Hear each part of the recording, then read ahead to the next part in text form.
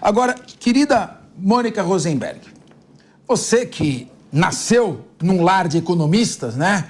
O Luiz Paulo Rosenberg, que além de um grande corintiano, é um grande economista. Nós temos aqui, numa população estimada em São Paulo, tem 33,7 milhões de pessoas, né?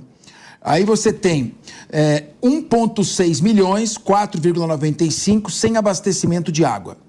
E cerca de 4 milhões, 12,5, carecem de serviços de esgotamento sanitário. Nós estamos falando do estado de São Paulo, que é um estado, se você colocar nos Estados Unidos da América, eu acho que só não é mais rico que a Califórnia, a Flórida e Nova York. Ou talvez o Texas. Então está entre os 4, 5 estados mais ricos. Então não é um estado carente de recursos. A Sabesp, ela é reconhecidamente eficiente. Não dá para falar que não é. Ela é eficiente, tem um trabalho de excelência reconhecido pelos paulistas. Agora, essa privatização, se ela vier a assegurar o direito adquirido dos trabalhadores, porque do contrário, para mim não seria uma privatização, seria um golpe. Então a privatização tem que assegurar os contratos que estão em andamento, até porque o Poder Judiciário corrige isso na sequência. Respeitado isso, a privatização não traria uma injeção de capital novo, privado, capaz de suprir esse percentual da população que ainda não tem acesso dentro da população, dentro do estado de São Paulo? Pois é, e vai além de uma injeção de capital. É importante lembrar, o Rica trouxe vários números, o Pagotto está ali anotando alucinadamente, eu vou te passar logo a palavra, mas só lembrar, gente, privatização não é castigo para a empresa estatal que vai mal das pernas. A gente fala como, puxa, ela dá lucro, ela vai bem.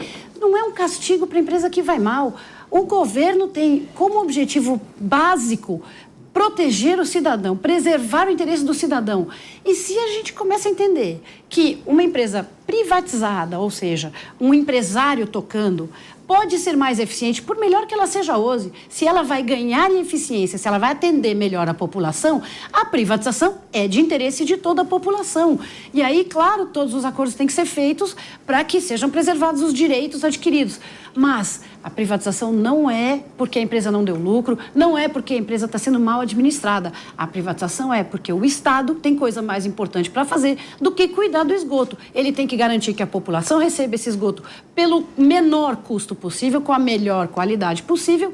E se nós entendermos que o melhor jeito de fazer isso é privatizando e entregando para empresários que sabem fazer, controlados pelo governo para que eles não abusem do seu poder para explorar de alguma forma a população, a privatização é a melhor solução. É apenas isso. Bom, eu preciso ouvir de novo o Ronaldo Pagotto, porque o Linha de Frente hoje está parecendo mais o 3 em 1, que é 3 debatedores e mais um mediador não muito imparcial, né? Que não tá mais para debatedor do que mediador, colocando aqui essa questão. Então, eu queria que você falasse, Pagotto, mas eu queria que você abordasse um ponto específico. Me preocupa essa questão da privatização violar contratos celebrados de servidores que não estão lá em cargo em comissão.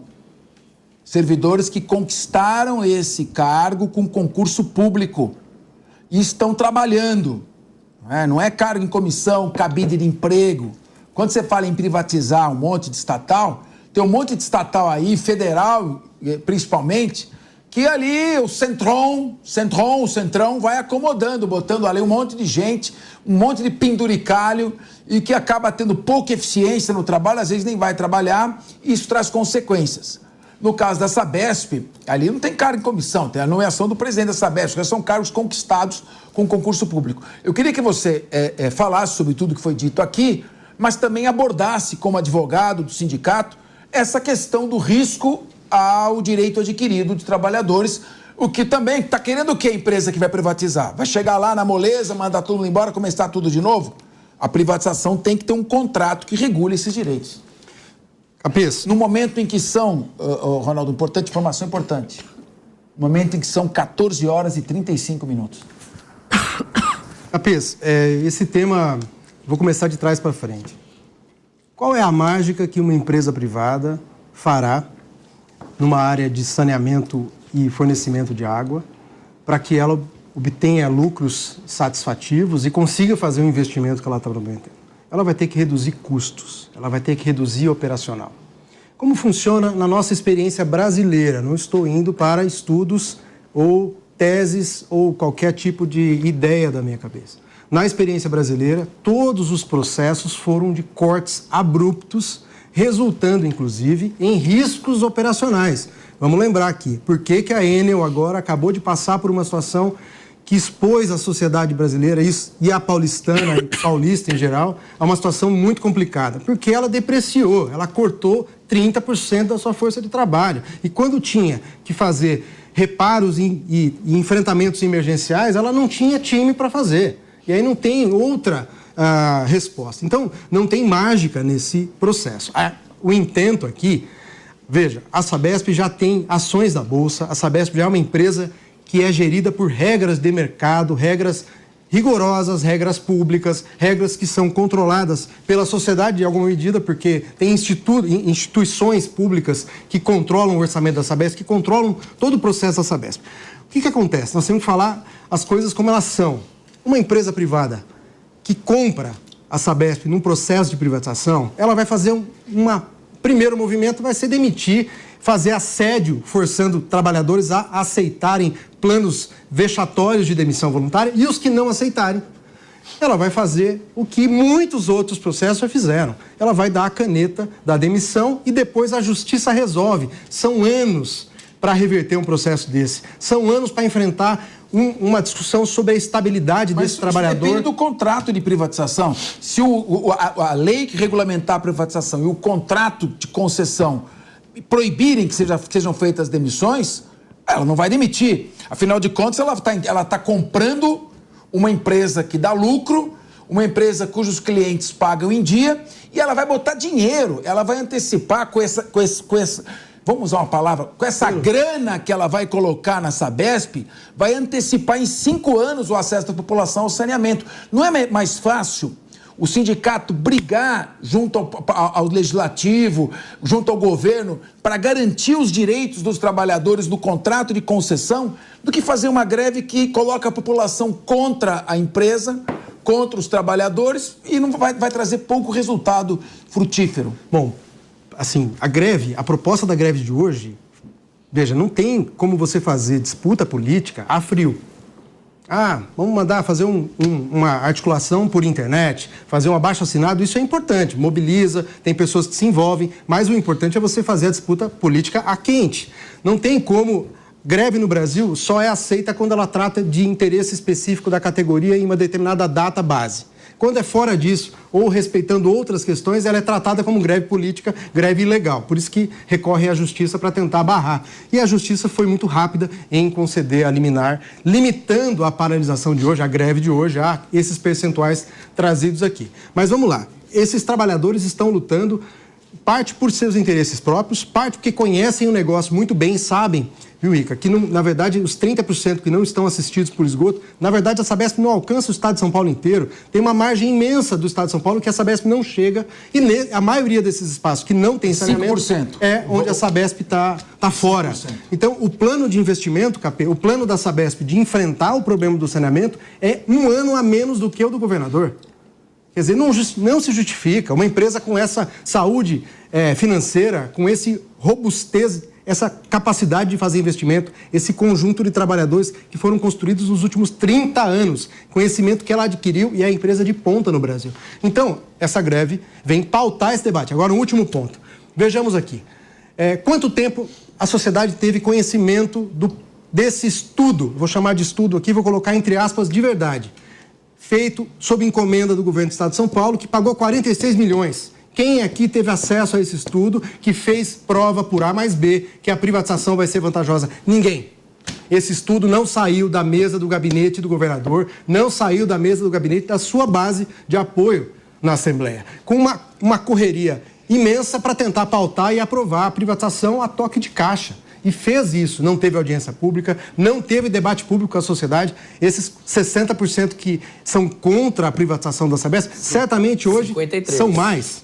Certamente são mais. Se fizer essa pesquisa presencial nas ruas e não só por internet, que restringe um pouco mais o acesso de setores da sociedade, vão pautar que tem mais gente contrária a isso, porque conhecem o serviço público brasileiro e sabem. E aqui eu finalizo. Sabesp não é uma empresa de estrada. Sabesp não é uma empresa que fornece um produto X. Ela fornece saúde. Nós temos experiência de privatização. Vejamos a experiência do Rio de Janeiro. O que foi a privatização? O aumento da tarifa de mais de 100%. A água com cheiro, a água que as pessoas não podem consumir, desconfiam da água do Rio. E aqui, quem é que faz a reclamação? Nosso âncora aqui foi do PROCON durante muito tempo. Tem experiência disso. Quantas reclamações tem por problemas de saúde pública relacionados à Sabesp? Não tem. Por quê? Esses trabalhadores que estão lá hoje fazendo greve em defesa do interesse público e também dos seus interesses, Mônica. Não é uma greve apenas para lidar com o problema da ameaça de demissão. Não é só isso. Agora, convenhamos, nenhuma privatização no Brasil conseguiu dar conta desse problema de preservação dos empregos. Nenhuma delas. E a toque de caixa, como o Tarcísio está fazendo. E a greve de hoje, inclusive, último ponto, ela podia ter a catraca aberta para não ter impacto na sociedade. Por que o governador não aceita debater com os trabalhadores, debater com os sindicatos, que são muitos, não são só um, para tratar do tema da privatização e deixa a catraca aberta para as pessoas não terem impacto? Ele faz isso para jogar a greve e os trabalhadores um contra o outro. Então isso é uma estratégia política que tem que ser sempre tratada como ela é. Estratégia política de colocar os trabalhadores contra a sociedade. Muito bem. E o Linha de Frente, sempre com esse espírito democrático. Ronaldo Pagotto falou aqui 2 vezes. As interrupções que ele sofreu foram interrupções não para atrapalhar o raciocínio dele, mas para fazer esclarecimentos. Colocou aqui posições muito importantes, interessantes, e fica aí a posição colocada aqui dos dois lados. Pessoalmente, eu entendo que a privatização é muito importante. Vão entrar milhões, talvez bilhões de recursos para acelerar o processo de saneamento básico e não me parece que haja possibilidade jurídica de romper contratos de servidores que conquistaram por serviço público sua posição. Se o contrato de concessão estiver prevendo esse tipo de situação, eu tenho certeza, claro, ninguém aqui é dono da verdade, mas eu já vou completar quase 40 anos na área jurídica, mas a gente sabe alguma coisa de princípios constitucionais. Me parece que não sobreviverá um dia só uma privatização que venha a desrespeitar direito adquirido. Eu não estou falando de cabide de emprego, de cargo em comissão, de penduricário, estou falando de pessoas que estão lá trabalhando, conquistaram por concurso e a privatização tem que respeitar isso. Preenchidas estas premissas e feita com transparência, cabe à Assembleia Legislativa levar esse debate com transparência. Acredito que foram colocadas as posições aqui. A maioria da mesa é a favor da privatização. O João Belucci, você é a favor ou só para você é a favor? Você ficou numa mureta que eu não entendi direito. Porque, para falar a verdade, eu não sei se eu sou a favor ou contra por conta disso. Eu percebi que você estava na mureta. Porque é difícil tem poucas empresas no mundo que podem assumir esse pepino.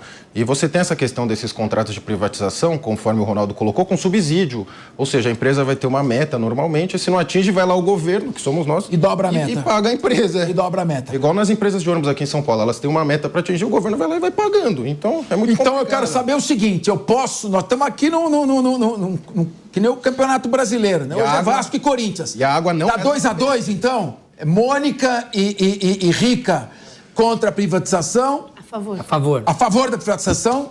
O nosso Pagotto e você... Não, eu não sou contra. Dois contra um e meio. Perdemos o Guerreiro aqui, é isso? Eu sou a favor, desde que não tenha o subsídio. Perdemos o Guerreiro. Desde que não tenha o subsídio. Perdemos o Guerreiro, gente. Quebra o monopólio. Tá. Quebrando o monopólio e não tendo subsídio, acho que seria o ideal. Então você é contra. Porque sem subsídio não tem privatização, não vai quebrar o monopólio e não vai garantir. O ponto é esse, ele foi pouco discutido com a sociedade o tema. Gente, vocês estão falando de monopólio. Não é fácil de quebrar o monopólio. Porque, vamos lá, difícil. Assim como você pensa na eletricidade, a água vem por um cano e chega na sua casa. E ela não é da Sabesp, ela não pertence. E o esgoto sai pelo outro cano. Você quer colocar 2 canos para chegar água na sua casa? Quer ter 2 esgotos na saída da sua casa? Isso é praticamente impossível de se fazer, tanto é que esse tipo de serviço são serviços que em muitos lugares do mundo é uma única empresa que consegue fazer a comercialização desse produto naquele local. Claro que existem maneiras mais, hoje em dia, até mais modernas de fazer, às vezes o fio, né, por exemplo, uma empresa de distribuição de energia, às vezes essa empresa, ela aluga para outra empresa para chegar até a sua casa, por exemplo. Existem maneiras de fazer isso, maneiras complexas e difíceis de se fazer, esse monopólio é difícil de quebrar. Só uma última aqui. Então vamos lá.